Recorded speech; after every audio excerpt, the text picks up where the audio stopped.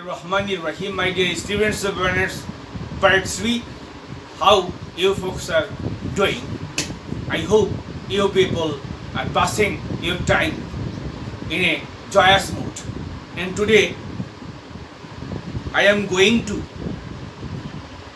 read the second three stanzas of the poem, A Valediction Forbidding Morning, and today I will read the second three stanza, that is stanza 4, 5 and 6, and I will translate these three stanza into Bengali, and I will tell you the paraphrase, and I will also tell you the summary of these three stanza. And now let me read stanza number 4 of the wonderful love poem, in which the poet tells his beloved, the poet addresses his beloved that they are unlike other lovers who could not bear separation, but their love is different, and the components of their love is different, and that is why they can bear separation. And now let me read stanza number 4. Dull, sublunary lover's love, whose soul is sense cannot admit. Here, sublunary means earthly, worldly, পার্থিব, and a কারণে পার্থিব হওয়ার কারণে inferior বা নিকৃষ্ট।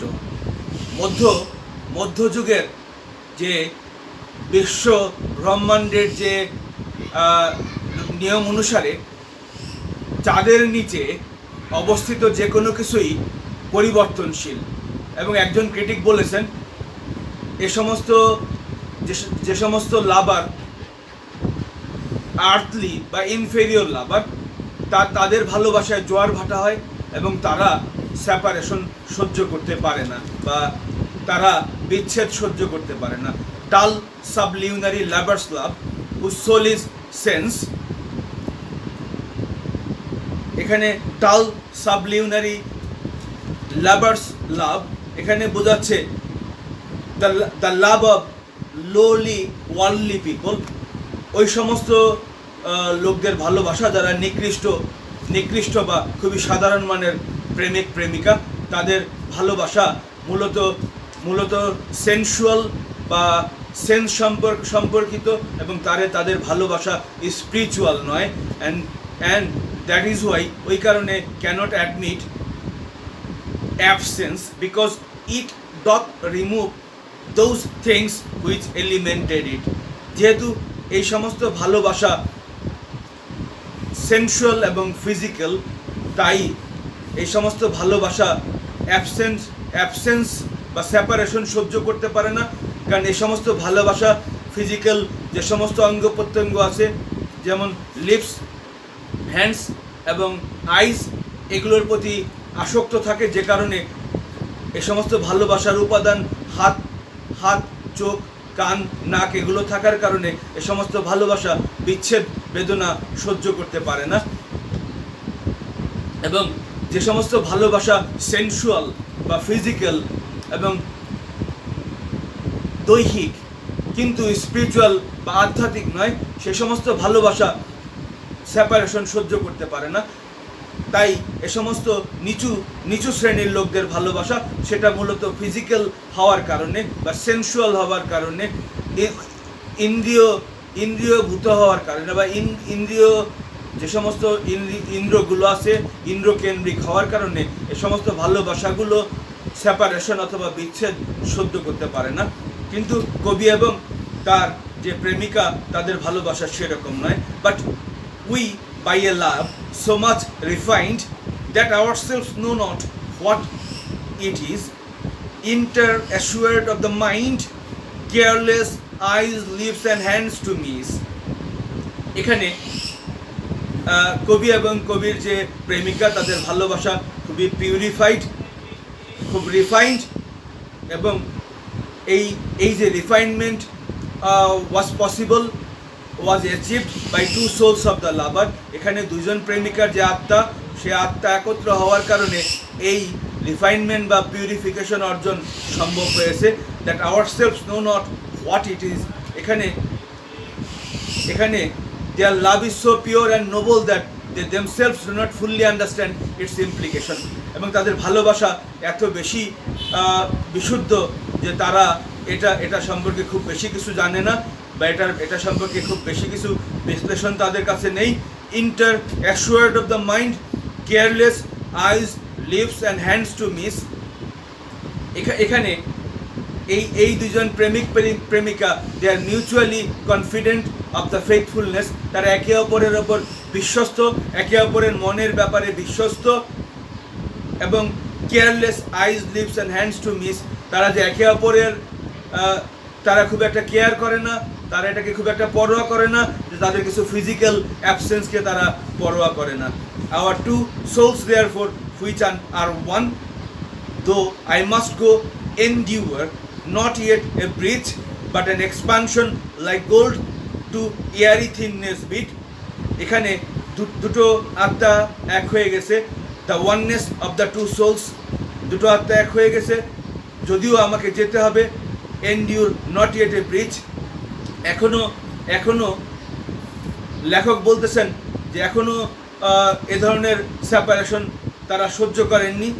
কবি এখানে বলতেছেন, the poet tells his beloved that his going away from her does not mean breach of love. এখানে যে তিনি তার কাছ থেকে যে চলে যাবেন, দূরে যাবেন, এটা দ্বারা ভালোবাসার সেপারেশন বুঝাবে না, বরঞ্চ rather it is an expansion of it.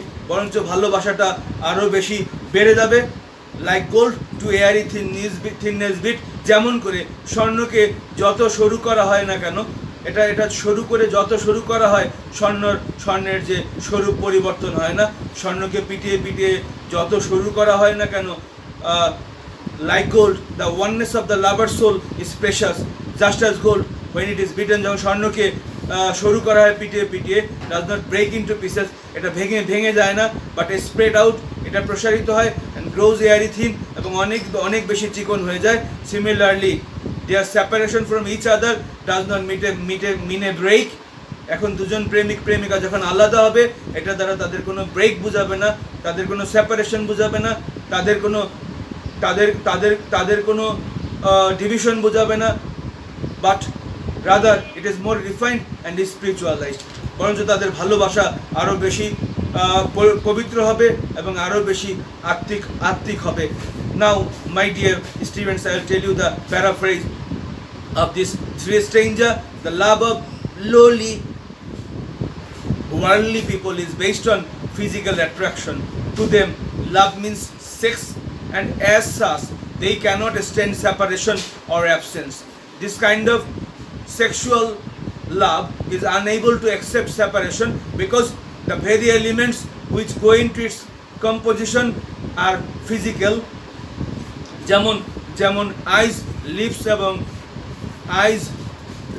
এবং hands.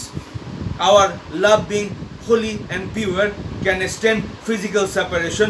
Our love is so pure and noble that we ourselves do not fully understand its implication.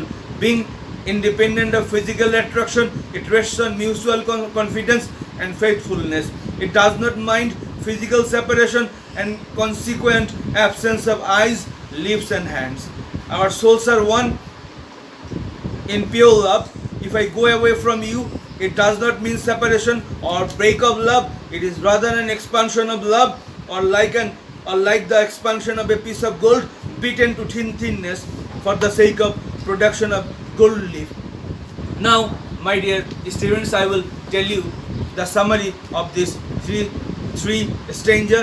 The summary of stranger number 4: dull and ordinary lovers whose love is founded on their senses, like eyes, like lips, like hands, cannot allow parting or cannot bear separation because it would destroy the elements which make up their love. And now I will tell you the summary of stranger number 5. The love shared by the poet and his beloved is so pure that they can hardly understand its quality. Their minds are mutually secure, and they are therefore less concerned that they are physically separated. And now I will tell you the summary of stanza number 6. Their two souls being united and are not divided by the departure of the poet, rather they expand as beaten gold spreads rather than breaks.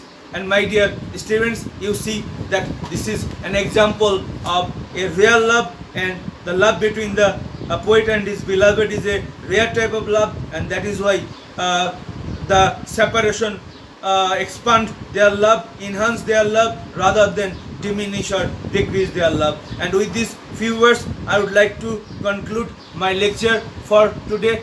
Hope you have understood what I have said up till now, and thank you very much for listening.